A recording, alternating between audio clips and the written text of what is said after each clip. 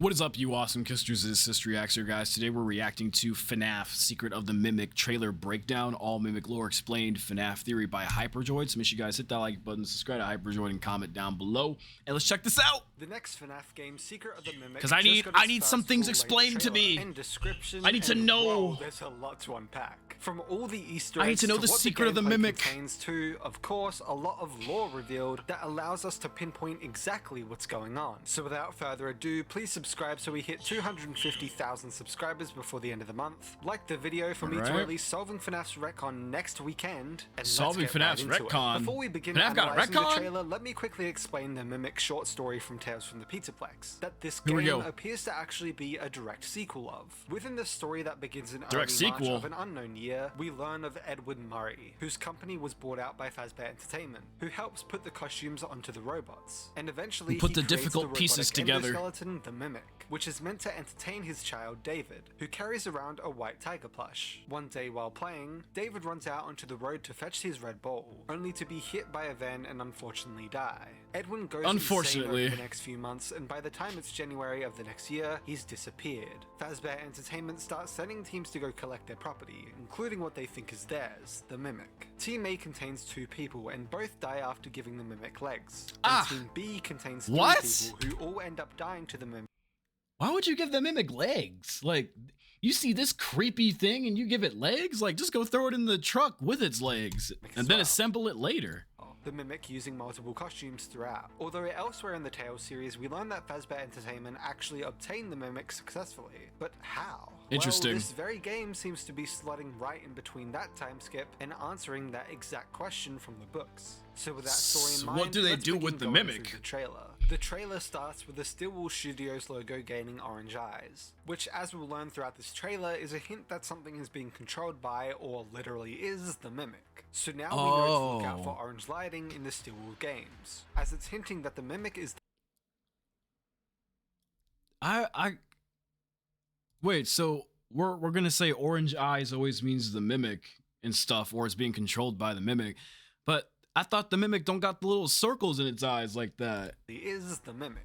So now we know to look out for orange lighting in the So how is it controlling other robots? It's hinting that the Mimic is there if that's another endoskeleton. Which we basically already knew from Security Breach and Ruin themselves. With the camera glow explaining where the Mimic got Gregory's voice lines from. The camera glow? He was watching us? In Burntrap's room, explaining who Burntrap really was. The real trailer then begins, and we get a shot of a van driving down a road next to Edwin's factory that's been seemingly transformed into a costume manor, based on the Help Hunter 2 update. Costume manor. You may have missed is this random spot on it, which I believe is actually meant to be representing the blood of David. I doubt it's literally his dried blood, but more so a reference to the short story where we do know he gets hit by a van right outside Edwin's factory, and of course a van just happens to drive right over it. Then we get a better look at the van driving on this road that's leading to the entrance of the factory, with the official look at Fazbear Entertainment's first ever logo in the timeline, as this game takes place in 1979. Making it the earliest game so far. This logo is actually created with the same font of the Fruity Maze arcade. Do we really think this game is in 1979 though? Like, I don't know. I feel like this game is like giving us some things that happened in 1979, but for some reason I'm getting the feeling that it didn't take place in it. I don't know why. Machine in FNAF 6. I would like to be wrong, but I just got a feeling that it ain't. Someone who sounds an awful lot like Hand Unit. Similar to things like Siri or Alexa, it's assumed that the Hand Unit's AI voice came from a real human. And it seems like it was this very guy who worked for the company all the way back in its beginnings. This character talks about what's going on in this game, although a very big disclaimer that a lot of people have missed is that the game's description, as well as the blog post from Stillwell Studios themselves, states that this is actually a heavily redacted corporate briefing, meaning that Fazbear Entertainment's recollection of these events that they're telling people like us are actually heavily edited versions of what really happened. With a lot of information being redacted from the briefings. And honestly, are we even surprised? Fazbear Entertainment does this exact thing in almost every single game, and we actually see something similar happen in the short story itself, where Team B is sent with extremely vague instructions, and simply told that Edwin Murray left the place in quite a state when he disappeared a few months ago, and that's basically it, with the team later wondering if the company really cares about their safety. Not only that, but they lie like this to Edwin himself in the storyteller, telling him that they made the programming themselves, before Edwin figures out they're literally using his Mimic 1 code. So when they call the Mimic their property, it's a bold-faced lie. And all that we actually know for certain is that Fazbear Entertainment just want their hands on the Mimic, no matter what stories they have to tell to get someone to they go never and put retrieve those it. difficult Also, pieces it's highly together. possible that They're the person liars, sending man. the teams out in the short story named Ron is actually the same guy we're hearing send us over in this voiceover, meaning the human behind Hand Unit is actually named Ron. But continuing on with the trailer visually, and our first shot of gameplay is inside the factory, where we immediately see a bunch of random mascot costumes, and cutouts of characters all over the place, including a random human-esque mask on the right, hidden in the dark, a bee character on the top y'all right got some who's crazy supposed to be showing eyes. up at PAX West, a random dog on the bottom right, I don't even know what either of these are meant to be on the left, later a giant duck, a lion, a Steelwool Studios sheep, and interestingly enough, what appears to be a jester suit. Now, if I you hope don't that's know, not- in the short story, the Mimic uses I hope that suit is not in the game. That's gonna be the creepiest one Fazbear's got in that warehouse, or Murray's got in that warehouse, man. the jester costume. We are last cooked if when that he thing kills is the there. Final member of Team B, also getting trapped in a Springlock Jester in the final Oh. episode of the series. There's Then a we Springlock see some Jester gameplay, suit? seemingly pulling a lever down to open a security door that looks similar to FNAF Hell 1's, nah. opening up to reveal a security office. On the left, there's a poster stating "Watch out for exposed wiring." Below, sticky notes Exposed of the wiring. mushroom costume that again refers to the short story, where the Mimic uses the mushroom costume while killing Team B, as well as appearing in the epilogues, as well as some other pictures. And it's possible that we're about to get a whole new sticky note mystery similar to Security Breach. Good luck, FNAF. Then on the couch, there's a Indeed. pizza box that, according to Indeed, those my who brother. played the demo, were actually for Fredbear's Family Diner, which are next to a cabinet, which on top contains the most horrific thing in all of FNAF history: The fan? This isn't just any normal fan, this is the earliest fan in the entire timeline. Next to that fan is another poster stating "Don't be late, late employees are I don't know, man. I still don't think this is taking place in 1979. Like, I'm thinking like we're going into a place that was made in 79, but like it ain't 79 itself. subject to fines and/or punishment, and below that is a figure for the mushroom character itself, who we see here is pinkish red just like it is in the story. The rest of the office just contains some security systems, although on the right we can actually see the logo that we've seen in all the teasers for this game, with the title MCM, which we actually learn from the game's description stands for Mari Costume Manor. We then see mascots of a dog, note the collar, that's seemingly attached Note to the a collar? speaker of some kind. Or the And collar. You may have actually missed this, but it starts deactivated, but as the camera pans away, it actually activates with a Mimic signature orange color, possibly hinting What? that he's now in that suit. As we continue, we see a That's seemingly crazy. depressed elephant that looks like it comes straight from a circus as well. And then of course a duck or beaver or something, I really don't know what this is. Then we get this haunting image of a Tiger Rock mascot costume, which of course is connected to the Mimic's past via David's Tiger Rock plushie, which was seemingly actually based off a Tiger Rock mascot. Then we get our first look in this trailer at Jackie, Then Jackie hauntingly itself, awaiting the us to Mimic. continue down our path. Now, this game is entirely marketed about this Jackie character, and so it's unclear whether this will be the literal Mimic, now legless again, or just an animatronic infected with a Mimic 1 program.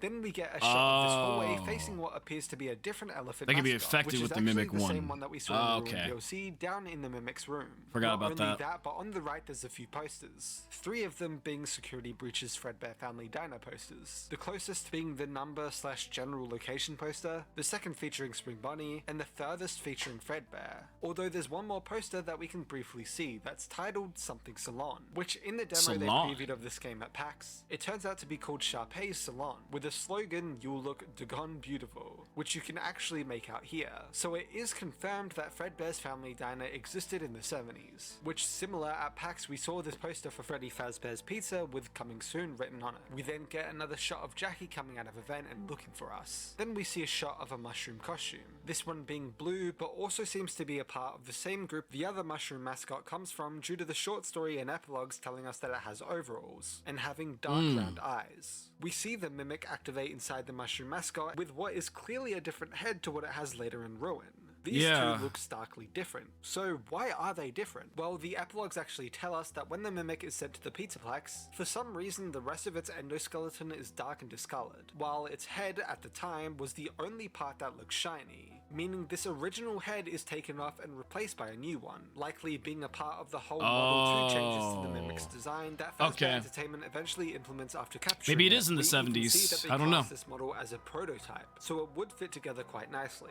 Then we get a shot of what looks to be a furnace of sorts, that at the same time looks similar to the parts and service container from Security Breach, although likely just being a reused asset. We can also see what may be a third variant of this elephant character, which we see a bit better in the next shot where we can actually horrifyingly see an arm sticking out of the costume. Oh shit! Possibly being the dead corpse of one of the previous teams that were sent here. So that's why people were trying to tell me when I was analyzing the trailer, there's an arm in that suit. I didn't even see it. As seen in the short story. Although another possibility is actually that while we are a solo protagonist, there's nothing saying that we weren't sent here with a team ourselves, and are simply now alone.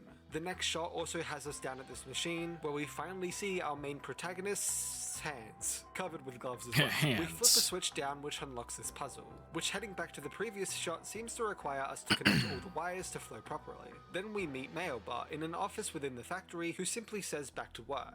And it was mentioned by those who played the PAX demo that they did get to encounter Mailbot before a Jackie chase ensued. Also next to Mailbot we can actually see a prize box that looks similar to the one in Security Breach. It's possible we're about to get more lore from these prize boxes throughout the game. In the next shot we see our character's full arm using a crank to open this door, which again, according to those who play the PAX demo, is actually taken off by the player from Jackie's box itself, which obviously leads to Jackie being loose. Interesting. Then in the next shot we see the Mimic walking around in a mushroom costume, with an elephant costume behind it, what's probably a bear hanging from the roof similar to another bee, and as the Mimic walks and the camera pans, we can also see a machine of some sort with a monkey character as the mascot, which I assume will be used by the player to distract the Mimic, what looks to be a mailbox, and what above looks like a duck hanging from the roof as well. Then we cut to us on top of the factory's roof. I wonder how fast the Mimic is in those Something suits. interesting about the scene is that it's actually snowing, implying that this game takes place in winter, which coincidentally the second part of the Mimic story, where Team B is sent, takes place in January. It's possible that this takes place a year after, although I think this might actually take place soon after. Fazbear Entertainment might finally notice something is going wrong, when Team B also doesn't return. And so they send us, either alone or with a Team C, with more gear and more information, letting them actually know of the Mimic's existence and its abilities to look out for. Then we see another shot of the Tiger Rock mascot, its eyes glowing coming out of the shadows. This in itself actually reminds me of Vanny from the Security Breach trailer, appearing in the darkness with her glowing eyes. And putting them together, they do look somewhat similar. Vanessa does actually state that the Mimic virus will like the mask that she made, so it would make sense that it took some inspiration from Tiger Rock. Next shot, and we see we're on a console of some kind, inserting our data driver that looks very similar to that's what that thing is called. Of the Fez Wrench. In the background, we can also see what appears to be some stage props, including some sea creatures and that damn swinging bee once again. Once we rotate it, we learn that this is a welcome show sub-terminal to possibly start performances, with a digital mascot of Helper, seemingly the precursor of Helpy from the future games. We can see here that we can reset welcome show with executive access missing. Then we get a shot of likely the Mimic inside a new mascot named Dolly, who looks like a nurse of some sorts, possibly being the carnival nurse that we first heard about in Help Wanted 2. Which, speaking of Carnival, and on the UK PlayStation Store, the link to the game actually calls it FNAF Carnival. FNAF like Carnival. Theorized that the game would actually be called, and or simply be about. The next shot is then us inside of a storage room of sorts, where there's a lot to look at, including a pink pig on the right, which could be the inspiration behind Pork Pig Patch, as well as a few Pig ducks, Patch, my bad. an elephant, two of the same bee once again, and also what appears to be a cutout of Monty, or the predecessor of Monty, possibly in his one-man jug band that we learn about in Security. One-man It's jug. very possible that these ideas from the past were simply brought back in the future of the company. We could also see a few posters, two of the same "Don't be late to work" and "Be safe with the wiring" that we saw earlier, as well as a random life/livelihood one that I can't quite make out. Our main character then activates what will probably be another distraction used against the Mimic, a little rat of sorts that might actually be inspired by FNAF World's Gear-Rat. Then we see another one of the Jackie chase. Oh my god. That was the main section previewed in the PAX demo, its body weight almost destroying the bridge. Although interestingly here, we're actually the one chasing Jackie or racing it to some sort of destination. Then we see a Like, dude, they really want you to go and get this thing that's like making metal shake. That was the main section. Like, hell no. nah. Its body weight almost destroying the bridge. Although interestingly here, we're actually the one chasing Jackie or racing it to some sort of destination. Then we see a shot of the roof that we saw earlier being crushed by an older original version of the normal size. Like, you are so cooked in this game. There's no way you're getting out of this alive. No way. Just controlled by it. Then we get a film roll that quickly flashes this creepy image of the Tiger Rock mascot, staring at us lifeless with a corpse reaching out. This really does make me think that we're sent here with a team, but both our team members are killed. Then at the end of the trailer, we get the release date for the game, June 13th. So in conclusion, it appears that this game takes place directly after Team B fails at capturing the Mimic, and they all die, where Fazbear Entertainment decide to finally give the next people heading there a quick rundown on the Mimic, and what it can actually do to ensure that they have a real chance to hopefully capture it successfully this time. We arrive at the factory that, judging by Help Wanted 2 and the size it appears to be in this game, was expanded by Fazbear Entertainment. Within the game, the Mimic continues to occupy different mascot costumes as well as taking control of some of the animatronics with its code alone. And by the end of the game, we likely succeed in capturing it. That's creepy. Due to the fact that we learn later in the story that Fazbear Entertainment do actually have it at one point. And let me just say that I am so excited to see the story play out and learn of what the specific secret that the Mimic apparently has really is. Maybe also, the secret is for those curious, the virus. You can tell, I'm going with the assumption that the tales from the Pizzaplex books take place in the game timeline. As someone who used to genuinely dislike the idea of that being true, with each installment we seem to be getting a near identical timeline with events continuing to carry over and overlap, with this game in itself seemingly being a direct sequel to the Mimic story from the books, with the only noticeable difference being the workshop, which there are still multiple possible reasons why it looks the way that it does, that we just need to theorize about. Currently, I personally theorize it's because once Fazbear Entertainment regained Edwin's property, once he disappears and breaches the contract, they expanded out from the factory to be the full costume manor with the whole storefront, carnival, judging by the teasers for the game, Full Fest, judging by the Full Fest 70 teasers, etc., while being able to keep an eye on the Mimic in the original factory area and keep it trapped there while they figure out how to properly capture it and turn it off, us likely getting those exact instructions in this game. Exactly how in the modern story we know that they're building the Pizzaplex above and around the FNAF 6 pizza place, which in the epilogues we learn that the Mimic happens to be trapped in too. Not only does it make sense in general, but in this scene with Mailbot, if you look at the window on the right, it actually looks like the factory described in the short story itself, with this new area being added on / expanded from it, like I just theorized. So it does seem likely. All in all, I'm not really going to touch on the debate itself anymore on this channel, and will simply be going into each video with the idea that they are in the game timeline, as even if they're not, the story in the game seems to be near identical either way, with the only real difference being I guess the factory is a little bigger in the games, and that's it. I personally believe it's easier to just assume that they are for now, as there's a lot continuously going for it, with nothing ever really coming out going against it. But hey, that's just my opinion. Let me know your thoughts below. I hope you all enjoyed. Subscribe and like the video if— That's interesting, bro. This video taught me more than like what I knew about the Mimic. It would make a lot more sense that there is a lot more robots in the game, since there's like an actual virus going around that the Mimic is spreading to the other robots. But like, what I'm trying to understand is why wouldn't it just escape if it has like the Music Man behind it and it can just rip open the building like that? Why wouldn't it just escape and just like go out into the world? Why is it like just keeping itself in the building if it has the ability to rip the damn building open like it's a big piece of plastic or something? I don't even know. That's wild, man. I can't wait to see what they do with Secret of the Mimic. I hope that we get an online Five Nights at Freddy's game from this too. If we're talking about Team C and B, we could probably be the people in Team B and A. Like, we could like try to ship parts of the Mimic to Fazbear Entertainment for like some sort of multiplayer game. Like, it doesn't have to be canon, but that can be like the general idea. And then maybe at the end everyone dies or something like that, because Fazbear Entertainment won't really care about you if like they get what they want.